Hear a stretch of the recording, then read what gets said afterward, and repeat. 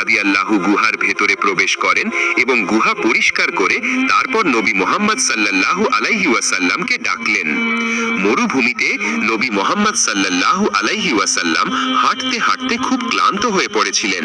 তাই নবী মুহাম্মদ সাল্লাল্লাহু আলাইহি ওয়াসাল্লাম হযরত আবু বকর রাদিয়াল্লাহুর উরুতে মাথা রেখে একটু বিশ্রাম নিতে লাগলেন। হযরত আবু বকর রাদিয়াল্লাহু লক্ষ্য করলেন যে পাহাড়ে গুহার ভেতরে অনেক বিষাক্ত সাপের গর্ত দেখা যাচ্ছে। হযরত আবু বকর রাদিয়াল্লাহু ভাবলেন যে এই গর্তগুলো থেকে বিষাক্ত সাপ বেরিয়ে আল্লাহর নবীকে আঘাত না করে।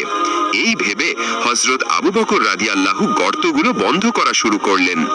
হযরত আবু বকর রাদিয়াল্লাহুর শরীরে একটি চাদর ছিল। তিনি সেই চাদর ছিঁড়ে ছিঁড়ে প্রত্যেকটি গর্ত বন্ধ করা শুরু করলেন, কিন্তু একটি গর্ত বন্ধ করার জন্য তার কাছে চাদর ছিল না।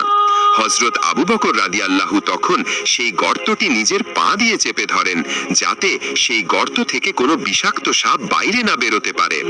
হযরত আবু বকর রাদিয়াল্লাহু সেই গর্তের মুখে দৃঢ়ভাবে পা রেখে তাকে আটকে রেখেছিলেন।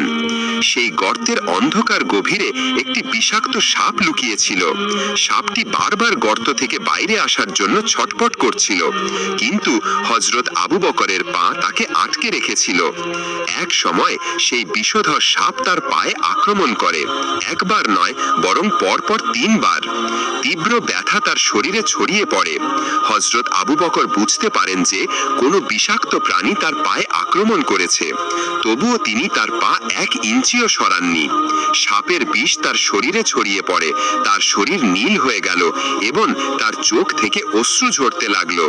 সেই অশ্রুর ফোঁটা যেন হৃদয়ে গভীর ভালোবাসা নিয়ে প্রিয় নবী হযরত মুহাম্মদ সাল্লাল্লাহু আলাইহি ওয়াসাল্লামের গালে পড়ল। সেই মুহূর্তে নবীর ঘুম ভেঙে গেল। তিনি জেগে উঠে চিন্তিত স্বরে বললেন, হে আবু বকর, তোমার কি হয়েছে? তুমি কাঁদছো কেন? তোমার কি পরিবারের কথা মনে পড়ছে? তোমার কি স্ত্রী ও সন্তানদের জন্য মন অস্থির হচ্ছে?